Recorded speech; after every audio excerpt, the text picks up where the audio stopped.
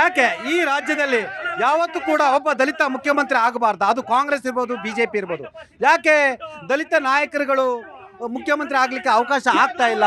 ಯಾಕೆ ಮೇಲ್ವರ್ಗದವರೇ ಆಗ್ಬೇಕು, ಕೆಲವರೇ ಆಗ್ಬೇಕು ಅಂತ ಚರ್ಚೆ ಆಗ್ತಿರ್ತಕ್ಕಂಥದ್ದು. ಈ ರಾಜ್ಯದಲ್ಲಿ ಮಲ್ಲಿಕಾರ್ಜುನ್ ಖರ್ಗೆ ಅಥವಾ ಪರಮೇಶ್ವರ್ ಅಂತವ್ರು ಮುಖ್ಯಮಂತ್ರಿ ಆಗ್ಲಿಕ್ಕೆ ಅವಕಾಶ ಇಲ್ವಾ? ಆಯ್ತು, ನೀವು ಅವ್ರು ಮಾಡಲ್ಲ ಅಂತ ಹೇಳಿದ್ರು, ನೀವಾದ್ರೂ ಮಾಡ್ತೀರಾ? ಕಾಂಗ್ರೆಸ್ ಪಕ್ಷದಲ್ಲಿ ಮಾತ್ರ ದಲಿತರಿಗೆ ಬೆಲೆ ಇರೋದು. ಸರಿನಾ? RT ತಂದಿರೋದು ನಾವು, ದಲಿತ ಮಕ್ಕಳನ್ನ ಓದಿಸ್ತಾ ಇರೋದು ನಾವು, ದಲಿತ ಮಕ್ಕಳಿಗೆ ಅಭಿವೃದ್ಧಿಗೆ ಇವತ್ತು ಒಂದು ಬಿಜೆಪಿ ಒಂದ್ ನಿಮಿಷ ಈ ಬಿಜೆಪಿ ಅವ್ರು ನಿಜವಾಗ್ಲೂ ಏನೋ ದಲಿತ ಮೊಸಳೆ ಕಣ್ಣೀರ್ ಹಾಕ್ತಿರಲ್ಲ, RSS ಗೆ ಅಧ್ಯಕ್ಷರನ್ನ ಮಾಡ್ರಿ, ತಾಕತ್ತಿನ ಮಾಡಿ, ಜನಸಂಘದ ಅಧ್ಯಕ್ಷರನ್ನ ಮಾಡಿ, ಕೇವಲ ನಿಮ್ಮ ಕೇಶವ ಸಂಚಾಲಕರನ್ನ ಮಾಡಿ, ಸರಸಂಘ ಚಾಲಕರನ್ನ ಮಾಡಿ. ಮೊದಲನೇದಾಗಿ ನಿಮ್ಮ ದೇವಸ್ಥಾನಗಳು, ನಿಮ್ಮ ಕೇಶವ ಕುಟುಂಬಕ್ಕೆ ದಲಿತರನ್ನ ಹಿಂದಟ್ಟಿದ್ದೀರಿ. ಎರಡನೇದಾಗಿ ಈ ದೇಶದ ರಾಷ್ಟ್ರಪತಿಗಳನ್ನ ನೀವು ರಾಮ ಮಂದಿರ ಇದಕ್ಕೆ ಕರೀಲಿಲ್ಲ, ನೀವು ದಲಿತ ವಿರೋಧಿಗಳು. ಹೌದೌದು, ಕರೆಕ್ಟ್. ರಾಮ ಮಂದಿರ ಅದಕ್ಕೆ ಕರೆದಿಲ್ಲ ದಲಿತರವ್ರನ್ನ. ನೀವು ದಲಿತರ ಬಗ್ಗೆ ಮಾತಾಡೋ ಯೋಗ್ಯತೆ ನಿಮ್ಗಿಲ್ಲ. ಯಾಕಂದ್ರೆ ದಲಿತರಿಗೆ ಮುಂದೆ ನಿಂತಿರೋದ ಕಾಂಗ್ರೆಸ್ ಪಕ್ಷ. ಬಿಜೆಪಿ ಅವರಿಗೆ ದಲಿತರು ಹಿಂದುಳಿದ ವರ್ಗದವ್ರು ಯಾವ ಬೇಕು ಅಂತ ಕೇಳಿದ್ರೆ ಕೋಮು ಗಲಭೆಯಲ್ಲಿ ಮುಂದೆ ನಿಲ್ಲಾಕ್ಬೇಕು, ಜೈಲಿಗೆ ಹೋಗಾಕ್ಬೇಕು, ಅವ್ರ ಆಫೀಸ್ ಕಸ ಬಳಾಕ್ಬೇಕು, ಚಡ್ಡಿ ಹೊರಕ್ಬೇಕು. ಅದಕ್ಕೆ ಮಾತ್ರ ಬಿಜೆಪಿ ಅವರು ದಲಿತರನ್ನ ಹಿಂದುಳಿದ ವರ್ಗದವ್ರನ್ನ ಈಗ ನೋಡಿ, ದಿನನಿತ್ಯ ಬಿಜೆಪಿ ಅವರು ಸಂವಿಧಾನದ ವಿರುದ್ಧ, ಆಮೇಲೆ ಪ್ರಜಾಪ್ರಭುತ್ವ ವಿರುದ್ಧ ದೌರ್ಜನ್ಯ ಮಾಡ್ಕೊಂಡೇ ಬಂದಿದ್ದಾರೆ. ಇವತ್ತು ಅದೇ ನೋಡಿ, ಒಂದು ಕಮ್ಯುನಿಸ್ಟ್ ಪಕ್ಷ ಸಣ್ಣ ಪಕ್ಷ ಅಂತ ಹೇಳ್ಬಿಟ್ಟು ಇವತ್ತು ಅವ್ರನ್ನ ಹೀನಾಯವಾಗಿ ಮಾತಾಡ್ತಾರೆ. ಇದು ಪ್ರಜಾಪ್ರಭುತ್ವಕ್ಕೆ ವಿರೋಧ ಅಲ್ವಾ?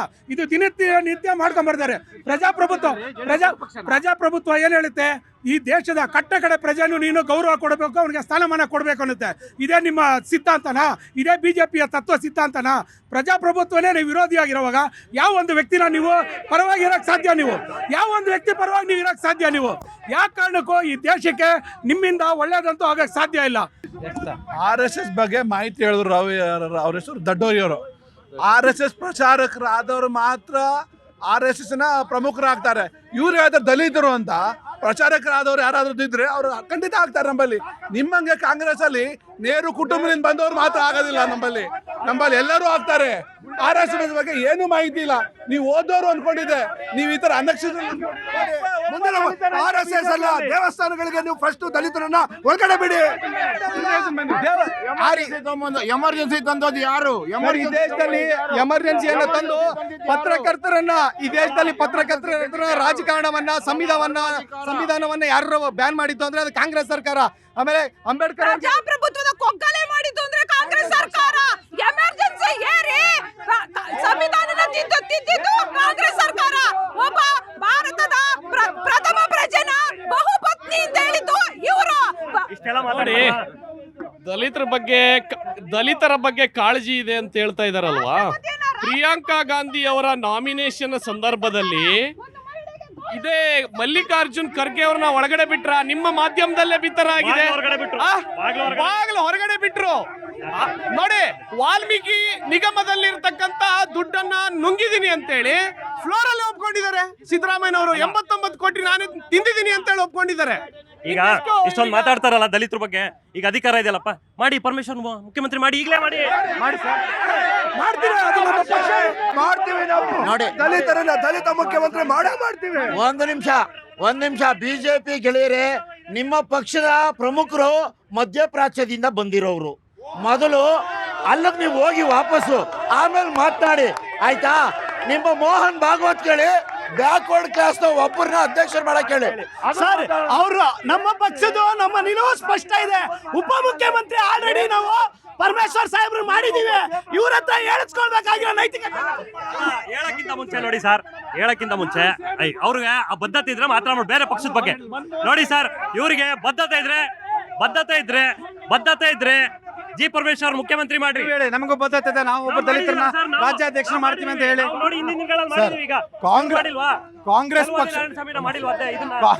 ಕಾಂಗ್ರೆಸ್ ಪಕ್ಷದ ಸೃಷ್ಟಿಕರ್ತನೂ ವಿದೇಶಿಗನೇ. ಇವತ್ತು ಅವ್ರು ಆಳ್ತಾ ಇರುವಂತ ನಾಯಕಿನೂ ವಿದೇಶಿಗರೇ. ಇವ್ರಿಗೆ ಭಾರತೀಯತೆ ಎಲ್ಲಿ ಬರುತ್ತೆ ಸರ್? ಅದಲ್ಲಿ ಭಾರತೀಯತೆ ಬರೋದೇ ಇಲ್ಲ ಅವರಿಗೆ. ಇಟಲಿ ಸೋನಿಯಾ ಗಾಂಧಿ ಬಗ್ಗೆ ಮಾತನಾಡ್ತಿದ್ದಾರೆ. ಸೋನಿಯಾ ಗಾಂಧಿ ಅವರು ಈ ದೇಶದಲ್ಲಿ ಯಾವುದೇ ಅಧಿಕಾರ ಅನುಭವಿಸಿಲ್ಲ. ಓಕೆ, ನಮ್ಮ ಸೋನಿಯಾ ಗಾಂಧಿ ಅವರು ಈ ರಾಷ್ಟ್ರದ ಸೊಸೆ, ನಮ್ಮ ಮನೆಯ ಸೊಸೆ. ಅದ್ವಾನಿ ಅವ್ರು ಯಾರು ಸ್ವಾಮಿ? ಅದ್ವಾನಿ ಅವ್ರು ಯಾರು? ಅವರೇ ಉತ್ತರ ಕೊಡ್ಲಿ. ಅವ್ರಿಗೆ ಯಾಕೆ ಭಾರತೀಯತೆ ಬೇಕು ಮತ್ತೆ? ಯಾಕೆ ಅದ್ವಾನಿ ಅವ್ರನ್ನ ಮೂಲೆ ಗುಂಪು ಮಾಡಿದ್ರಿ ಅಂತಾರೆ. ಅಖಂಡ ಭಾರತದಲ್ಲಿದ್ದಂತ ಅವರು ಅಖಂಡ ಭಾರತ ಗೊತ್ತಾ ನಿಮ್ಗೆ?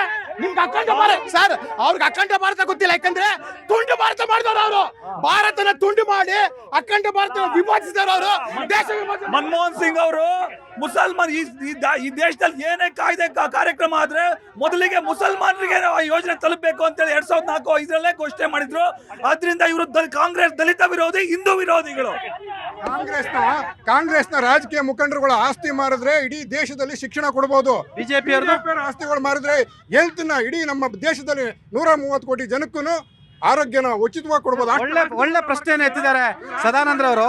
ಕಾಂಗ್ರೆಸ್ ಮತ್ತು ಬಿಜೆಪಿ ಇರ್ತಕ್ಕಂಥ ಸಾವಿರಾರು ಕೋಟಿ ಒಡೆಯರು ಬೆವರು ಸುರಿಸಿ ಅವರು ಗದ್ದೆಯಲ್ಲಿ ನಾಟಿ ಮಾಡಿ ದುಡ್ಡು ಮಾಡಿರ್ತಕ್ಕಂಥ ಸಾವಿರಾರು ಕೋಟಿ ಹಣವನ್ನ ಈ ದೇಶದಲ್ಲಿ ಏನಾದರೂ ದಾನ ಮಾಡಿದ್ರೆ ಈ ದೇಶ ಸಂಪದ್ಭರಿತ ದೇಶ ಆಯ್ತಂತ ಗೆಳೆಯರು ಹೇಳಿದ್ರು. ಆ ಕೆಲಸವನ್ನ ಮಾಡಕ್ಕೆ ಇವರಿಗೆ ತಾಕತ್ತಿದೆಯಾ? ಇವ್ರಲ್ಲಿರ್ತಕ್ಕಂಥ ಸಾವಿರಾರು ಕೋಟಿ ಒಡೆಯರಿದ್ದಾರೆ ಆಯ್ತಾ. ಲೂಟಿ ಮಾಡಿರ್ತಕ್ಕಂಥ ಸಾವಿರಾರು ಕೋಟಿ ಹಣವನ್ನ ಈ ದೇಶದ ವ್ಯವಸ್ಥೆಗೆ ಕಷ್ಟಕ್ಕೆ ಕೊಟ್ರೆ ಈ ದೇಶದ ಜನರು ಬದುಕ್ತಾರೆ ಅಂತ ಹೇಳ್ತಿದ್ದಾರೆ. ಸರ್, ಒಂದು ಬಿಜೆಪಿ ಅವರಿಗೆ ಒಂದು ದಯವಿಟ್ಟು ಕೇಳಿಸ್ಕೊಳ್ಬೇಕು ಈ ಮಾತಾ. ಈ ದೇಶ ಅಖಂಡ ಭಾರತ ಇದ್ದಾಗ ದ್ವಿರಾಷ್ಟ್ರ ನೀತಿಯನ್ನು ಜಾರಿ ತಂದಾಗ ಆ ಕಡೆ ಮೊಹಮ್ಮದ್ ಅಲಿ ಜಿನ್ನಾ, ಈ ಕಡೆ ಸಾವರ್ಕರ್ ಇಬ್ಬರು ಸಹ ಸಪೋರ್ಟ್ ಮಾಡಿದ್ರೆ ಗೊತ್ತಾ ನಿಮಗೆ? ಅದು ದಯವಿಟ್ಟು ಓದ್ಕೋಬೇಕು. ಈ ದೇಶ ಕಮ್ಯುನಿಸ್ಟರ ಪಕ್ಷ ಅಂತಿರಲ್ಲ, ಕಮ್ಯುನಿಸ್ಟರ ಪಕ್ಷ ಅಲ್ಲ. ಹೈದರಾಬಾದ್ನ ನಿಜಾಮನ ವಿರುದ್ಧ ಹೋರಾಟ ಮಾಡಿದ್ದು ಸಿಪಿಐ, ಇವತ್ತು ಬಲೂಚಿಸ್ತಾನಿಗಳ ವಿರುದ್ಧ ಹೋರಾಟ ಮಾಡಿದ್ದು ನಾವು. ಗೋವಾ ವಿಭಜನೆ ರೀ ಇತಿಹಾಸದ ಗಂಡ ಗಾಳಿ ಗೊತ್ತಿರೋದ್ರ ಸುತ್ತದಲ್ಲ. ನೀವು ಸ್ವತಂತ್ರ ಈ ದೇಶದ ಸ್ವಾತಂತ್ರ್ಯದ ಇತಿಹಾಸವನ್ನ ಓದಿ, ಸುಮ್ಮನೆ ಸುತ್ತದಲ್ಲ. ಈಗ ನಮ್ಮ ಬಿಜೆಪಿ ನಾಯಕರಿಗೆ ಕಮ್ಯುನಿಸ್ಟ್ ಅಂದ್ರೆ ಕಮ್ಯುನಿಸ್ಟ್ ಅಂತ ಹೇಳಿದ್ದಾರೆ. ಮೊದಲು ಅವ್ರಿಗೆ ಅರ್ಥ ಮಾಡಿಸ್ರಿ. ಕಮ್ಯೂನ್ ಅಂದ್ರೆ ಗುಂಪಲ್ಲಿ ಜೀವನ ಮಾಡಿ, ಸಮಾನತೆ ಜೀವನ ಮಾಡಿ ಅಂತ. ಆದ್ರೆ ನಿಮಗೆ ಗೊತ್ತಿಲ್ಲ ಅಂದ್ರೆ ಗೂಗಲ್ ಅಂತ ನೋಡಿ ಕಮ್ಯುನಿಸ್ಟ್ ಅಂದ್ರೆ ಅರ್ಥ ಗೊತ್ತಾಗುತ್ತೆ. ಸರ್, ನಾನು ಇವ್ರಿಗೆ ಒಂದೇ ಒಂದು ಕ್ವಶನ್ ಕೇಳಕ್ ಬಹಳ ಇಷ್ಟಪಡ್ತೀನಿ. ಇವತ್ತು ಲಾಸ್ಟ್ ಟೈಮು ಈ ಪೌರ ಕಾರ್ಮಿಕರಿಗೆ ಪರ್ಮನೆಂಟ್ ಮಾಡ್ತೀನಿ ಅಂತ ಹೇಳಿ ಅವರೇ ಪಕ್ಷದವರು ಅವ್ರ ಕಲ್ಲರ್ ಇವ್ರಿಗೆ ಏನ್ ಹಾಕೊಂಡಿದ್ದಾರೆ, ಇವತ್ತು ಕೇಸರಿ ಬಣ್ಣ ಯೂನಿಫಾರ್ಮ್ ಕೊಟ್ರು ಪೌರ ಕಾರ್ಮಿಕರಿಗೆ, ಹಂಗೆ ಕೈ ಎತ್ತಿದ್ರು. ಇವತ್ತು ಕಾಂಗ್ರೆಸ್ ಸರ್ಕಾರ ಬಂದು ಪೌರ ಕಾರ್ಮಿಕರಿಗೆ ಪರ್ಮನೆಂಟ್ ಮಾಡ್ತಾ ಇದೆ. ಇವತ್ತೇನಾದ್ರೂ ಪೌರ ಕಾರ್ಮಿಕರು ಸ್ವತಂತ್ರವಾಗಿ ನೆಮ್ಮದಿಯಾಗಿ ಬದುಕ್ತಾರೆ ಅಂದ್ರೆ ಅದು ಕಾಂಗ್ರೆಸ್ ಪಕ್ಷ. ನಿಮ್ ತರ ಅಲ್ಲ, ನಿಮ್ ತರ ಡೋಂಗಿ ಅಲ್ಲ. ಡೋಂಗಿ ದಲಿತರಿಗೆ ಮೋಸ ಅನ್ನೋದು ಇದ್ರಲ್ಲೇ ಗೊತ್ತು ಸ್ವಾಮಿ. ಪೌರ ಕಾರ್ಮಿಕರ ಕೆಳಗಡೆ ಬಂದಿದ್ದೀರಾ, ನಿಮ್ಮ ದುಡ್ಡು ದುಪ್ಪಟ್ಟು ಮಾಡ್ಕೊಂಡಿದ್ದಾರೆ ಅಂತ ಇಡೀ ನೀವಿಬ್ರು ಅಷ್ಟೇ. ಅವ್ರು ಹೇಳ್ತಾರೆ ಈ ದೇಶದ ಭ್ರಷ್ಟಾಚಾರದ ಮೂಲ ಕಾಂಗ್ರೆಸ್ ಮತ್ತು ಬಿಜೆಪಿ ಅಂತ ಅವ್ರು ಪ್ರಶ್ನೆ ಮಾಡ್ತಿದ್ದಾರೆ. ಮಾಡ್ಕೊಡಿ ದಯವಿಟ್ಟು ನೋಡಿ. ಕೇವಲ ಈ 12 ವರ್ಷದಲ್ಲಿ ಬಿಜೆಪಿ ಪಾರ್ಟಿಗೆ ಎಲೆಕ್ಷನ್ ಬಾಂಡ್ಗಳು ಬಂದಿದೆಯಲ್ಲ, ಅದನ್ನ ಹಂಚಿಬಿಟ್ರೆ ಇಡೀ ದೇಶದ ಸಾಲನೇ ತೀರೋಗ್ಬಿಡುತ್ತೆ. ಅಷ್ಟು ಪಶ್ಚಿಮ ಬಂಗಾಳದಲ್ಲಿ ಸುವೇಂದು ಅಧಿಕಾರಿ ಅತಿ ಭ್ರಷ್ಟ, ಬಿಜೆಪಿಗೆ ಸೇರ್ಕೊಂಡ್ರು.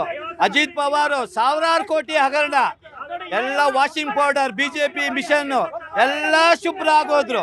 ಇಂಥವ್ರು ಭ್ರಷ್ಟ ಬಿಜೆಪಿ ಪಕ್ಷ ಅಂದ್ರೆ ಬಿಜೆಪಿನೇ ಅದು. ಸರ್, ಭ್ರಷ್ಟ ಬಿಜೆಪಿ ಅಂದ್ರೆ ಬಿಜೆಪಿ ಪಕ್ಷನೇ. ಯಾಕಂದ್ರೆ ಇಡೀ ದೇಶದಲ್ಲಿ ಶ್ರೀಮಂತ ಪಕ್ಷ ಅನ್ಸ್ಕೊಂಡಿರೋದು ಬಿಜೆಪಿ ಪಕ್ಷದವ್ರೆ. ನೋಡಿ, ಕೋವಿಡ್ ಸಮಯದಲ್ಲಿ ಏನು PM ಕೇರ್ ಫಂಡ್ ಬಂತು, ಅದನ್ನು ನುಂಗಿ ನೀರ್ ಕುಡಿದ್ರು. ಏನ್ ಎಲೆಕ್ಟ್ರೋಲ್ ಸರ್, ನಾನು ಒಂದು ಮಾತು ಹೇಳ್ತೇನೆ. ಕಾಂಗ್ರೆಸ್ ಅವ್ರು ಹೇಳ್ತಾ ಇದ್ದಾರೆ ದಲಿತ ವಿರೋಧಿಗಳಂತ. ದೇಶದ ಅತಿ ಹೆಚ್ಚು MLA MP ಆಗಿ ದಲಿತರು ಬಿಜೆಪಿ ಪಕ್ಷದಿಂದ. ಇವ್ರಿಗೆ ಅದು ಮಾಹಿತಿ ಇಲ್ಲ. ಅವರಿಗೆ ಬಿಜೆಪಿ ಸರ್ಕಾರ ಇದ್ದಾಗ ಈ ಕರ್ನಾಟಕದಲ್ಲಿ 6 ಜನ DC-ಗಳು SC ST ಗಳು ಮಾಡಿದ್ವಿ. ಇವತ್ತು ಒಬ್ರು ಇಲ್ಲ ಸಿದ್ದರಾಮಯ್ಯ ಸರ್ಕಾರದಲ್ಲಿ. ಯಾರು ವಿರೋಧಿಗಳು? ಸರ್, ಈಗ ನಾವು ಅವ್ರ ದೇಶಭಕ್ತರಲ್ಲ ಅಂತ ನಾವು ಹೇಳಲ್ಲ. ಅವರು ದೇಶಭಕ್ತರೇ, ನಾವು ದೇಶಭಕ್ತರೇ. ನಾವು ಭಾರತ್ ಮಾತಾ ಕಿ ಜೈ ಅಂತೀವಿ, ಅವ್ರು ಇಟಲಿ ಮಾತಾ ಕಿ ಜೈ ಅಂತಾರೆ. ಅಷ್ಟೇ ವ್ಯತ್ಯಾಸ.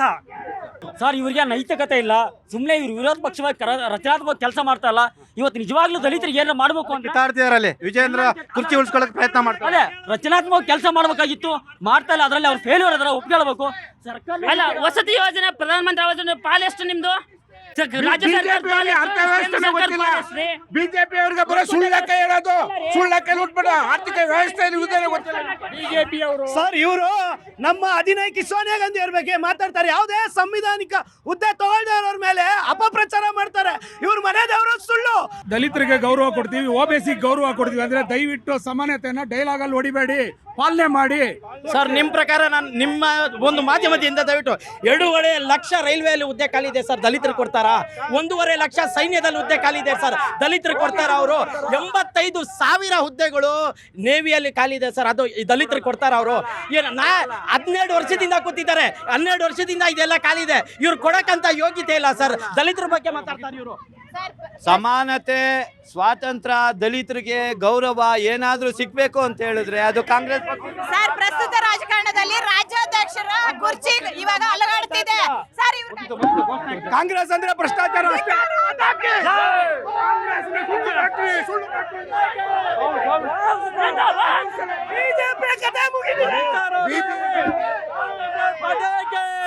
ಕಾಂಗ್ರೆಸ್ ಕಾಂಗ್ರೆಸ್ ಸುಳ್ಳು ಫ್ಯಾಕ್ಟ್ರಿ, ಬರೀ ಸುಳ್ಳು ಫ್ಯಾಕ್ಟ್ರಿ.